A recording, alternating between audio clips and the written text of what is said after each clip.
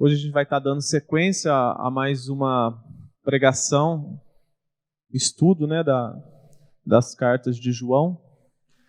E hoje a gente vai estar dando sequência. O tema da pregação hoje é o perdão de Deus. Iremos ali aprender um pouco e ver o que João fala a respeito do perdão de Deus. 1 João, capítulo 2, verso 1, diz assim: Meus filhinhos, escrevo a vocês estas coisas, para que vocês não pequem. Se, porém, alguém pecar, temos um intercessor junto ao Pai.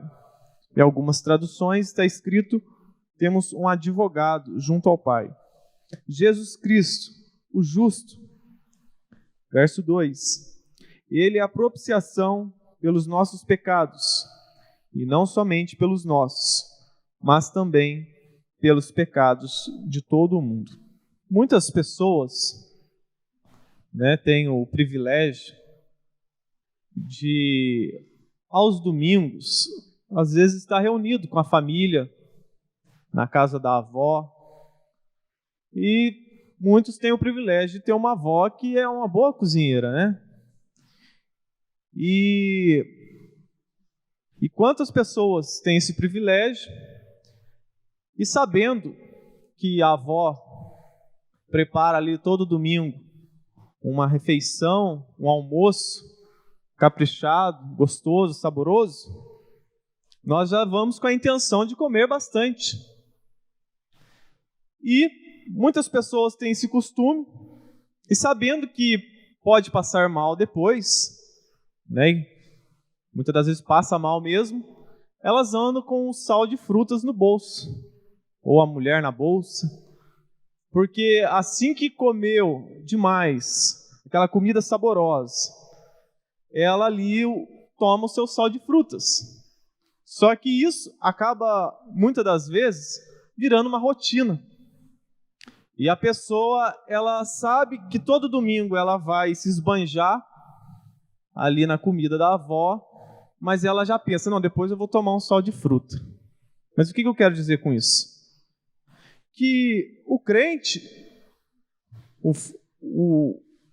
o cristão, se ele não se policiar, ele pode acabar cometendo esse erro em relação ao pecado. Se nós temos uma interpretação errônea a respeito do perdão de Deus, nós podemos fazer isso com o pecado. O crente, ele se esbanja nos seus pecados e depois ele fica esperando, olha, depois eu vou tomar um sal de frutas divino. Deus vai me perdoar. Deus é bom. Deus me perdoa.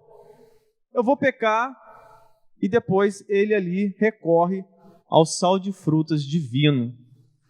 Isso quando nós não entendemos o significado do perdão de Deus. Quando nós menosprezamos a ofensa do pecado e esquecemos a santidade de Deus. Então, nós erramos. E João, ele mostra nesses versículos que o crente verdadeiro, ele não age dessa forma. A certeza de ser perdoado, na verdade, transforma a vida do verdadeiro cristão. Ele não abusa de pecar para então depois recorrer ao perdão de Deus. Então, nós iremos trabalhar esse perdão de Deus. João, ele começa dizendo no verso 1, meus filhinhos. Isso mostra ali o cuidado que João tinha pelo rebanho, mostra ali o carinho que ele tinha com a igreja que ele pastoreava ali na Ásia Menor. Uma característica de João, esse amor fraternal, chama de meus filhinhos, uma carta ali, que seria para nós também como uma carta de um pai para um filho, meus filhinhos. Mas ele diz, nesse termo também está escrito meus,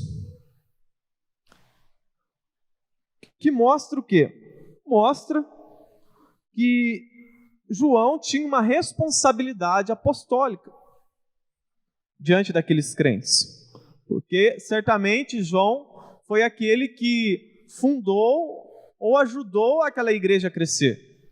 Então João ele tinha isso, essa responsabilidade e o cuidado para com aqueles crentes. Então ele disse: meus filhinhos. E quando nós olhamos para o perdão de Deus, ele tem 3 efeitos práticos na vida do cristão. Há 3 efeitos práticos do perdão divino. Eu irei falar hoje sobre o 3S. Muitos que trabalham em fábrica conhecem o termo 5S ou 4S mais um S. A última fábrica que eu trabalhei era isso. Era 5S, depois mudou para 4S mais um S. Que não tem nada a ver com a Bíblia, mas que seja uma forma didática para você se lembrar dos versículos a qual nós iremos estudar e você memorizar. Hoje nós iremos falar apenas dos 3S. Lá o 5S está relacionado a limpeza, organização e várias outras coisas. Mas aqui nós iremos falar sobre o 3S. E o primeiro S, que a certeza do perdão de Deus, ela produz santidade. Como nós lemos, o texto no versículo 1 diz: filhinhos meus, estas coisas vos escrevo para que não pequeis, para produzir santidade.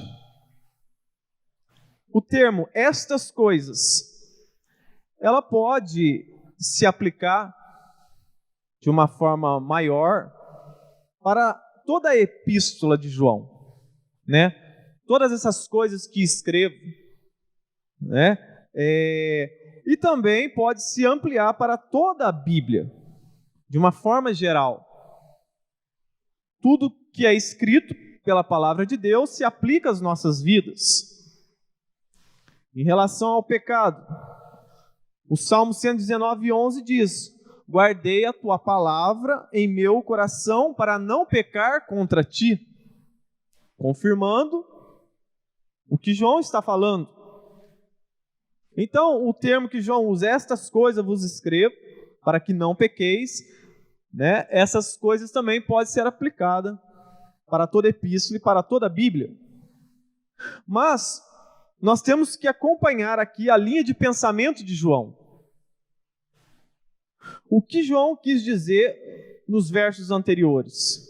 E ele agora diz: escrevo estas coisas. Que coisas são estas? Vamos ler novamente. 1 João, capítulo 1, do verso 8 ao 10. Do que João está tratando? Que foi as pregações que nós ouvimos nos cultos anteriores. Diz, verso 8: se dissermos que não temos pecado nenhum, a nós mesmos nos enganamos, e a verdade não está em nós. Se confessarmos os nossos pecados, Ele é fiel e justo para nos perdoar os pecados e nos purificar de toda injustiça. Se dissermos que não temos cometido pecado, fazemo-lo mentiroso, e a sua palavra não está em nós. João está tratando a respeito da confissão de pecados e da certeza do perdão de seus pecados, quando nós confessamos. E João está tratando sobre isso. João está falando aos leitores que nós devemos confessar os nossos pecados, nos arrepender, que é certo que teremos o perdão de Deus. E João, pensando que aqueles crentes pudessem entender errado o perdão de Deus, então João, ele escreve para que eles não pequem. Porque o coração do homem, como nós sabemos, é corrupto e desesperadamente enganoso. Porque eles poderiam pensar, poxa, se temos o perdão de Deus, então podemos pecar à vontade, que depois iremos recorrer ao perdão de Deus. Agora que fomos perdoados, podemos pecar à vontade? Então João escreve para que eles não pecassem. Quando olhamos para Romanos, vemos que o apóstolo Paulo, ele está em coro com o apóstolo João. Como nós temos estudado a carta aos Romanos, já estudamos esse texto, e Paulo, ele fala a mesma coisa do que João. Vamos ler Romanos, capítulo 1, verso 4. Que diremos então? Continuaremos pecando para que a graça aumente? Paulo vai dizer, de maneira nenhuma. Nós, os que morremos para o pecado, como podemos continuar vivendo nele? Ou vocês não sabem que todos nós que fomos batizados em Cristo Jesus, fomos batizados em sua morte? Portanto, fomos sepultados com ele na morte por meio do batismo, a fim de que, assim como Cristo foi ressuscitado dos mortos, mediante a glória do Pai, também nós vivamos uma vida nova. O texto diz, que diremos? Continuaremos pecando para que a graça aumente? Paulo vai dizer, não, de maneira nenhuma. Então nós vemos que o apóstolo Paulo e a Bíblia está de acordo com a carta de João. E para entendermos melhor o contexto, vamos fazer aqui um breve resumo do que João está atacando. João está atacando o gnosticismo, a heresia que estava começando ali na igreja. E o que é o gnosticismo? Era um grupo de homens, de pessoas que haviam saído do meio da igreja e estavam pregando uma nova doutrina. E eles se consideravam homens especiais, que eles tinham um conhecimento especial, diferente dos outros crentes, e eles negavam a realidade do pecado. Eles diziam que o espírito, ele é essencialmente bom, e o que você comete na carne não afeta a sua vida espiritual. Então João, ele está atacando isso, dizendo que eles eram mentirosos, e que todo homem, ele tem a herança adâmica, e ele peca. Então João está atacando essa falsa doutrina. E se nós não entendemos o perdão de Deus, podemos cometer dois erros. Um erro, o primeiro erro. Nós podemos cometer o erro de subestimar o poder do pecado. Podemos cometer o erro de subestimar o poder do pecado. O pecado não tem tanta importância assim não. Podemos fazer igual os gnósticos. Não tem problema pecar, não tem nenhuma consequência. Isso daí é coisa pequena. E isso nos leva a ter uma vida libertina. Quantas pessoas dizem, eu creio em Deus, mas você olha para a vida dela, está afundada no pecado, né? Subestimam o poder do pecado. Como nós lemos em 1 João, capítulo 1, verso 6, se afirmarmos que não temos comunhão, se afirmarmos que temos comunhão com Ele, o Pai, mas andamos nas trevas, mentimos e não praticamos a verdade. Então as pessoas podem cometer esse erro de achar que o pecado ele não vai trazer consequências e que o pecado não tem peso. O outro erro, podemos superestimar o pecado. Podemos colocar o pecado acima da obra de Cristo. Podemos nos culpar em extremo e achar que a nossa culpa nem Cristo pode tirar. O meu pecado nem Cristo pode me salvar. Então podemos cometer esses dois erros. Mas a certeza do perdão de Deus, ela transforma a vida do verdadeiro cristão. E ela nos leva a uma vida de santidade. Quando nós entendemos que o nosso pecado crucificou o nosso Rei, que por conta da nossa dívida, Cristo padeceu por nós, e nós entendemos o significado disso, Isso vai nos levar a uma vida de santidade. Pois uma mãe que tem um filho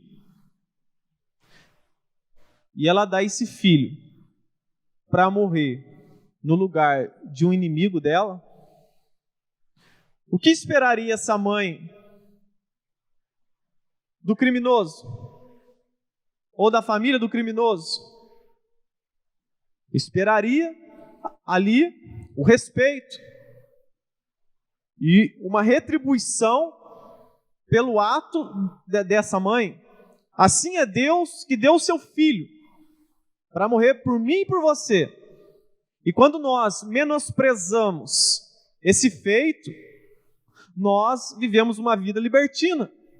Achamos que o pecado não tem importância e somos ingratos para a obra de Cristo em nossas vidas. Então não podemos cometer esse erro. O verdadeiro cristão, ele não pode viver uma vida afundada no pecado. Ele não pode flertar com o pecado. Mas, seguindo o texto, João ele diz: nós não devemos pecar. Nós devemos viver em santidade. Entretanto, João vai dizer: meus filhinhos, escrevo-vos a vocês essas coisas para que vocês não pequem. Se, porém, entretanto, se alguém pecar, nós sairemos agora determinados a viver uma vida santa. Nós iremos sair determinados a não pecar, mas no meio do caminho acontece um acidente. Nós pecamos. João, ele não tem paciência com os perfeccionistas. Ele ataca os gnósticos, dizendo que eles eram mentirosos, porque eles negavam a existência do pecado, que eles não tinham pecado.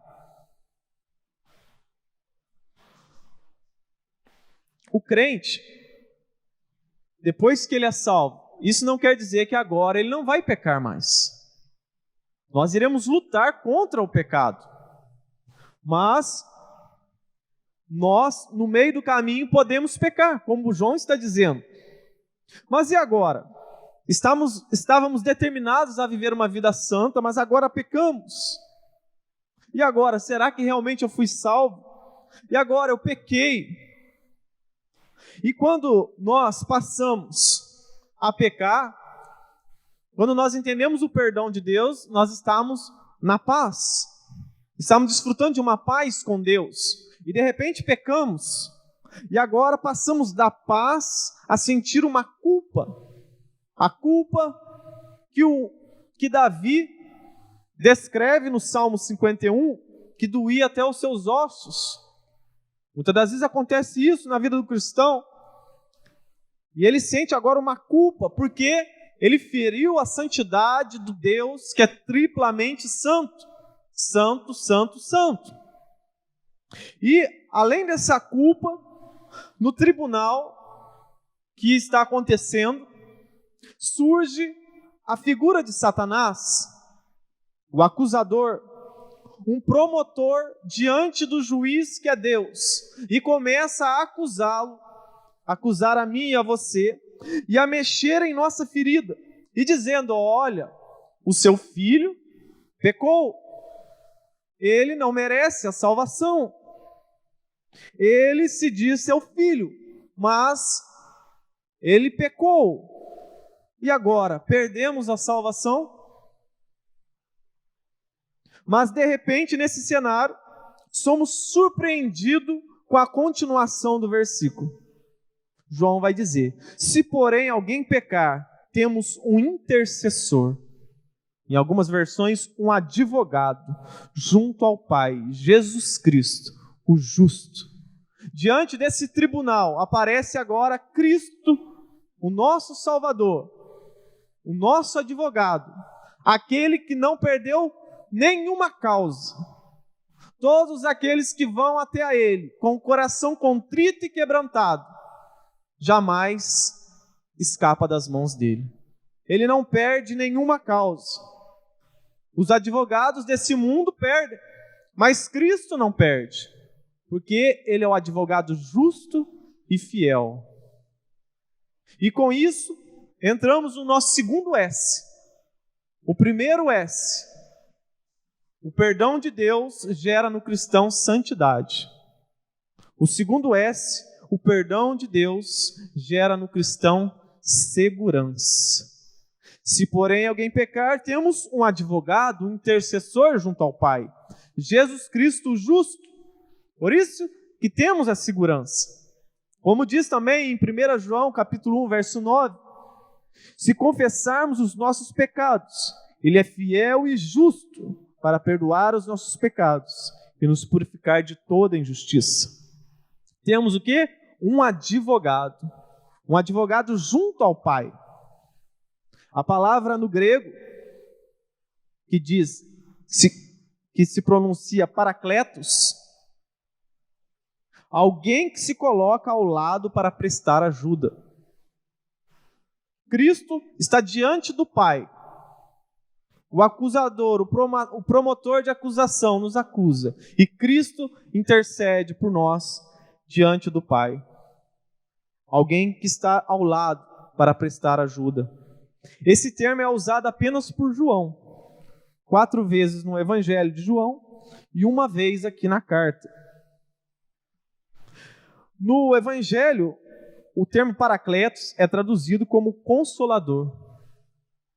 O Espírito Santo. É Ele que é o nosso consolador. Então nós temos Jesus, o nosso advogado, o nosso consolador, e o Espírito Santo. Porque o Espírito Santo, ele defende a causa de Cristo em nós, diante desse mundo hostil. Jesus, ele vai dizer, eu enviarei o outro Consolador. Então, o Espírito Santo, aqui nessa terra, defende a causa de Cristo em nós, diante desse mundo hostil, aqui na terra. E o outro Consolador, que é o próprio Cristo, nos defende diante do acusador e diante do Pai. E o termo vai dizer, Jesus Cristo, o justo, um atributo moral, porque Cristo viveu uma vida íntegra aqui nessa terra. Ele não pecou. O apóstolo Pedro andou 3 anos com ele e diz, e testemunha, que nunca viu ele pecar. Por quê? Porque ele é o justo, ele cumpriu toda a lei. O termo justo também, ele contrasta conosco que somos pecadores. Porque João está dizendo, olha, nós somos pecadores. Não pequem, mas se vocês pecarem, vocês terão um advogado que é justo. Eu e você não somos justos em base nas nossas obras, mas nós temos um advogado que é justo. O termo justo também é um título usado no começo da igreja. Em Atos dos Apóstolos nós vemos isso. E por que eles usavam esse termo? Porque Jesus cumpriu toda a lei e sua obra redentora. Nada está pendente. Então, Jesus é o justo diante do Pai, porque só Jesus pode estar diante do Pai para interceder por nós. Nenhum advogado pode estar, porque todos somos falhos, todos somos pecadores. Deus não pode conviver com o pecado. Então, o advogado mais justo desse mundo, que já pisou aqui, sem ser Cristo, ele não é digno de estar diante do Deus Pai Todo-Poderoso. Apenas Jesus, que é santo e justo, pode estar diante de um Deus santo, santo, santo. E Jesus, quando ele está nesse tribunal, ele não nos defende dizendo que estamos livres da culpa. Em Lucas capítulo 18, Jesus diz que não existe nenhum homem que seja bom.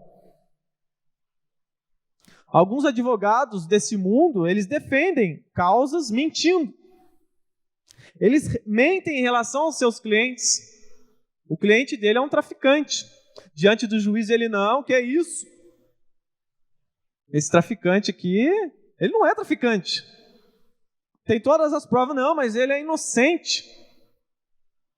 Ainda mais no nosso país, que nós vemos os valores invertidos, a lei favorecendo os que vivem na mentira. E muitos advogados usam esse método, a mentira, para defender os seus clientes.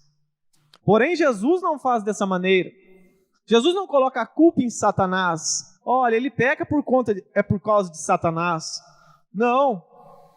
Jesus intercede por nós, dizendo, olha, para o Pai, olha, eles são indignos, eles são pecadores, mas eu intercedo por eles, não pelas obras deles, mas por conta da minha obra. E Cristo mostra suas mãos com as marcas da cruz, dos cravos, e diz, olha, o meu sangue foi derramado por eles. Intercede por méritos não nossos, mas por méritos de Cristo. João Calvino, ele diz, a intercessão de Cristo é a continuada aplicação de sua morte à nossa salvação. Isso não significa que Cristo morre todos os dias, mas que a obra de Cristo foi eficaz. E sua vida santa e justa faz ele estar diante do Pai e interceder por nós. Ele pode estar diante do Pai por conta disso. Então, isso nos traz o quê? Segurança. O segundo S. Todos que estão na mão de Cristo estão salvos. Então, a certeza do perdão de Deus gera no verdadeiro cristão segurança. Porque Cristo é o nosso advogado diante do Pai.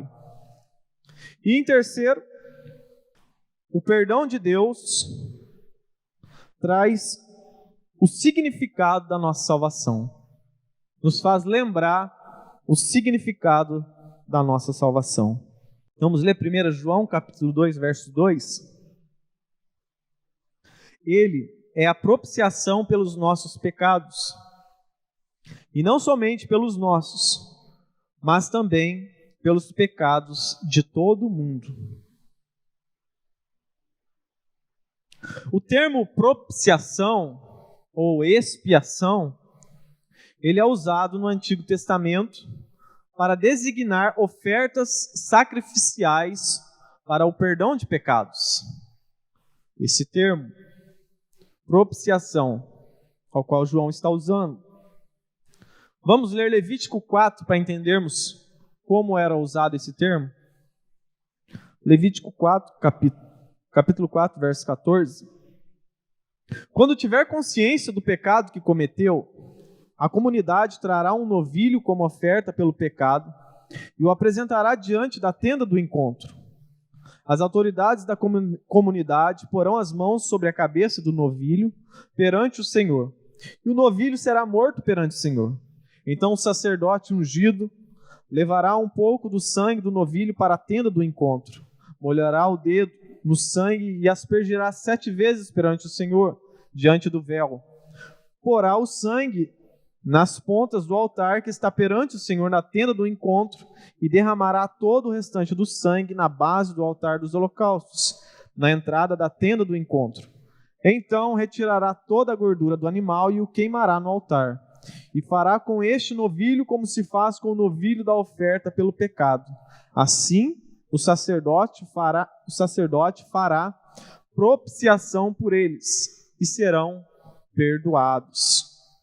Então, o termo propiciação no Antigo Testamento estava relacionado com perdão de pecados. E João ele usa esse termo, propiciação, para mostrar que a ira de Deus precisa ser aplacada. Porque o ato de aplacar a ira de Deus em relação ao pecado, ao contrário das divindades pagãs que vemos nos filmes e literaturas, porque quando você assiste um filme pagão, de deuses pagãos, eles ofereciam um sacrifício até de humanos para amenizar ali agradar os deuses. Eles iam para a batalha e sacrificavam até seres humanos, animais. E eles faziam o seu sacrifício para obterem vitórias, para agradar os deuses, para acalmar os deuses. Qual o sentido que tinha de agradar os caprichos dos deuses? E João, ele está falando aqui sobre propiciação em outro sentido. Por que a ira de Deus precisa ser aplacada? Por conta do pecado. Por quê? Porque o pecado é um ato de rebeldia para com Deus, que é santo e justo. E Deus não pode conviver com o pecado. Então Deus, ele está irado com o homem. Deus está irado com o homem. Por Deus ser santo, o pecado precisa ser punido. Como diz em Isaías, capítulo 1, verso 2: ouçam os céus, escute a terra, pois o Senhor falou. Criei filhos e os fiz crescer, mas eles se revoltaram contra mim. O boi reconhece o seu dono e o jumento conhece a manjedoura do seu proprietário.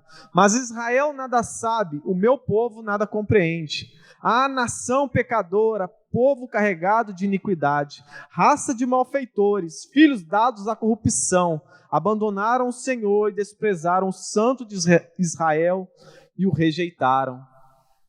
Deus está irado com a humanidade, porque somos rebeldes contra esse Deus que é triplamente santo.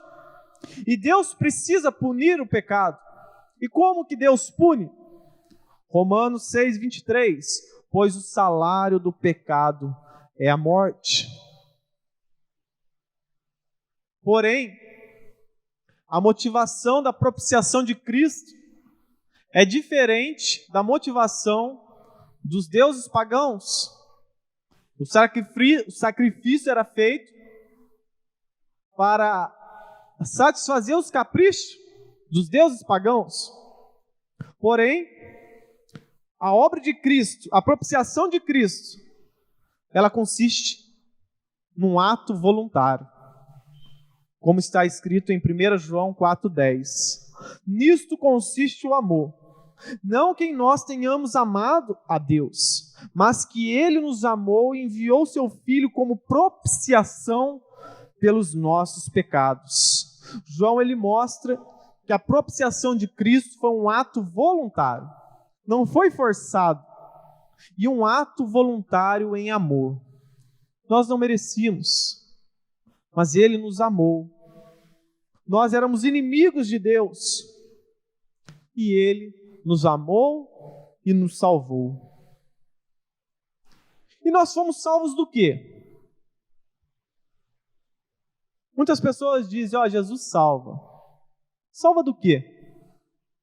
A propiciação de Cristo salva o ser humano do quê? Cristo pode nos salvar de uma vida espiritual miserável? Pode. Cristo pode nos salvar, sim. Cristo pode nos salvar de uma vida sem objetivo? Sim. Nós antes não tínhamos objetivo. E hoje nós temos o objetivo de nos parecermos com Cristo. Mas Jesus nos salvou de algo muito maior. Sproul,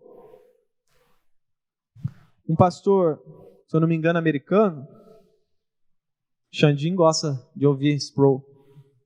Em uma das suas pregações, ele ouviu ele relatando, dizendo que ouvia as pessoas dizendo: Jesus te salva, Jesus te salva, Jesus te salva. Ele ficou pensando: salva do quê? Do que Jesus salva as pessoas? E o que isso faz refletir na cabeça das pessoas? O termo apenas Jesus te salva. Salva de uma vida financeira destruída?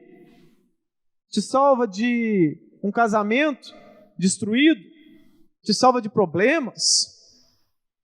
E em uma das suas pregações, Sproul, ele diz do que Jesus nos salvou. Ele diz: Jesus nos salvou do próprio Deus. E muitas pessoas ficaram ali sem entender: como assim? Jesus nos salvou do próprio Deus? Ora, por conta do nosso pecado, estava posicionado para nós, diante de nós, um canhão.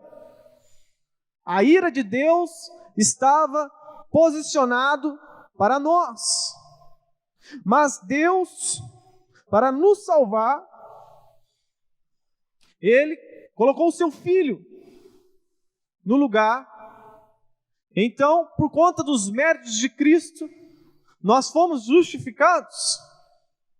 Como diz Romanos 5,9: como agora fomos justificados por seu sangue, muito mais ainda por meio dele, seremos salvos da ira de Deus. Era eu e você que era para morrermos.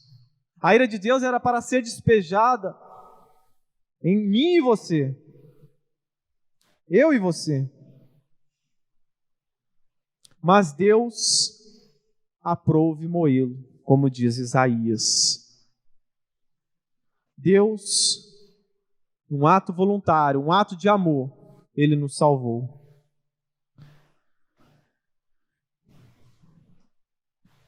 E quando nós lemos que Ele intercede por nós, Ele é a própria propiciação pelos nossos pecados. Então nós devemos sempre lembrar do significado da salvação. Então, em primeiro lugar, nós vimos que o perdão gera santidade. Em segundo lugar, gera segurança. E em terceiro, significa a nossa salvação. Porque Cristo não apenas intercede, mas Ele foi a própria propiciação. Todos nós dizemos: é pela graça, foi de graça, mas teve um preço. E Ele pagou o preço. E quando lemos a parte B do verso 2, nós iremos aqui bater de frente com uma rocha na nossa doutrina.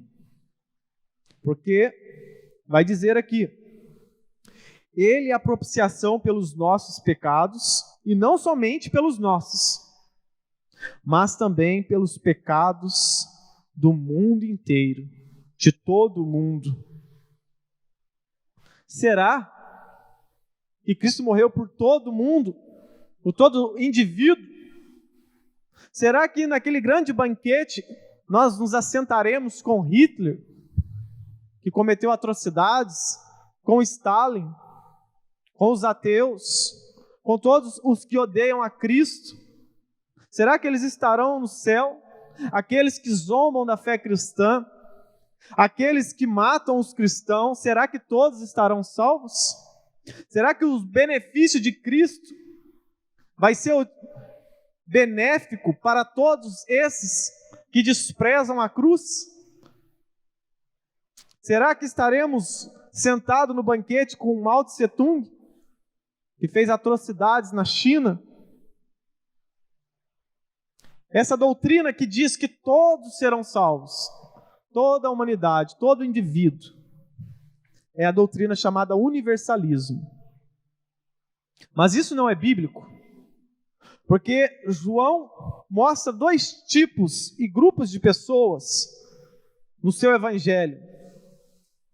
Não existe apenas um grupo, existe dois. Em João 3,36, João vai dizer: quem crê no Filho tem a vida eterna. O primeiro grupo. O segundo grupo: mas já quem rejeita o Filho não viverá a vida, mas a ira de Deus permanece sobre ele. Então, o que isso significa, o termo todo mundo? Isso significa que Cristo morreu por toda a humanidade, toda a tribo, língua, nação, cor, seja homem, seja mulher, a salvação veio para todos.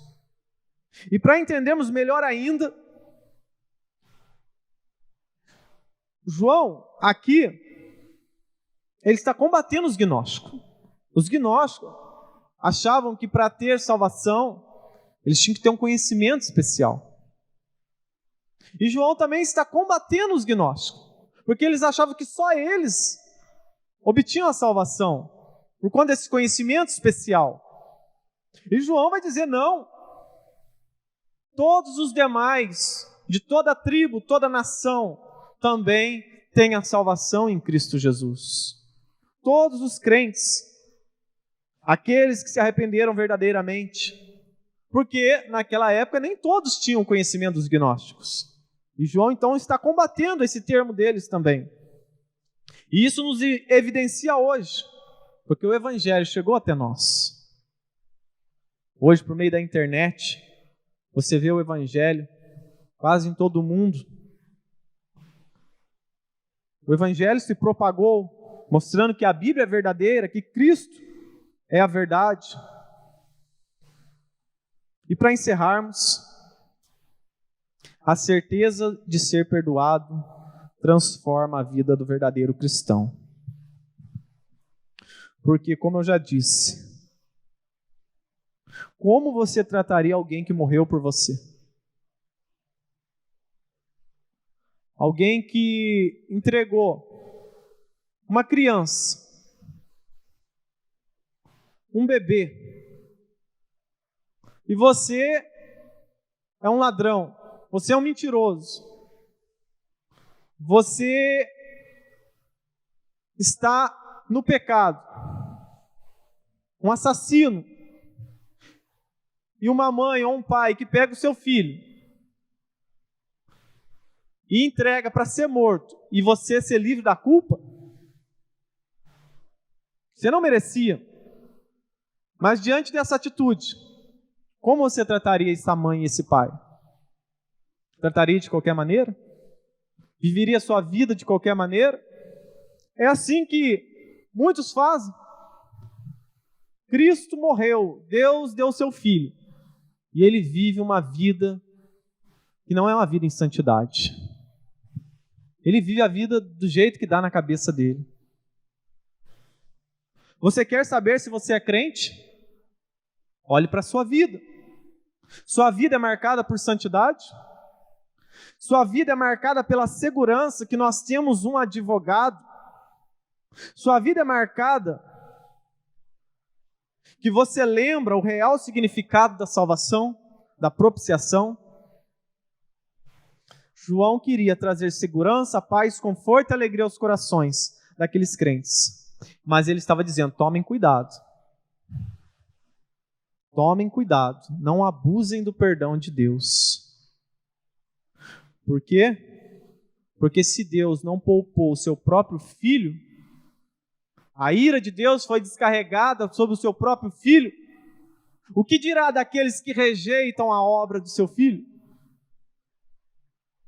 Estarão perdidos, porque o perdão de Deus gera em nós o 3S. Segurança, santidade, segurança e significado da salvação. Vamos nos colocar de pé? Que o perdão de Deus não seja para você como um sal de fruta. Você peca e acha que amanhã tem um sal de fruta. Isso é evidência que você nunca foi salvo. É evidência que a ira de Deus está sobre você. E amanhã você pode não acordar mais e se comparar e se deparar com o juízo de Deus. Aí, irmãos, não tem mais volta. Será como na parábola do rico e de Lázaro. Não tem mais chance. com que eu e você possamos nos arrepender hoje e entender o que Cristo fez por nós na cruz do Calvário. E isso deve gerar na vida do verdadeiro cristão frutos e evidência de salvação, e parecermos então mais com Cristo a cada dia.